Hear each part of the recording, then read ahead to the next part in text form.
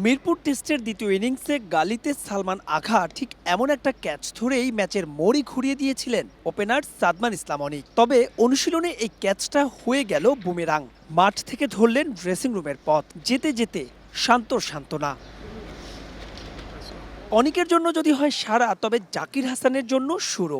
DPL খেলছিলেন ঢাকার লেপার্ডের হয়ে, তবে হঠাৎ করেই তাকে উড়িয়ে আনা হয়েছে সিলেটে। উদ্দেশ্য ব্যাকআপ। তবে দুয়ে দুয়ে চার মিলে গেলে ভাগ্য খুলে যেতে পারে জাকিরের।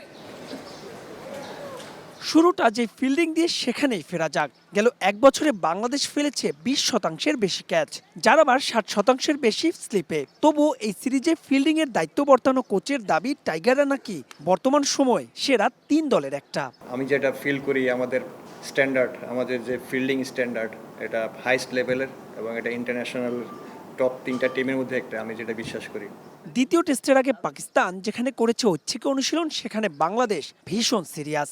লাক্কাতুরার গ্রিন টপে পেসাররাই হতে পারে এক্স ফ্যাক্টর। তবে এদিন তাসকিন এবাদতের চাইতে শরীফুল বেশি ক্ষুরধার। নাহিদ তো বরাবরই স্পেশাল। নাহিদ রানা একটা আমাদের নতুন যে সেন্সেশন আমাদের পেস বোলিংয়ে, এটা আমাদের জন্য একটা প্লাস পয়েন্ট। প্লাস সাথে আমাদের তাসকিনও কিন্তু 140+ বল করে, ইবাদত বল করে এবং শরীফুলও বল করে। তো এটা আমাদের জন্য একটা খুব ভালো একটা পজিটিভ সাইড যে নাহিদ রানার মতো পেস বোলার আমাদের টিমে আছে।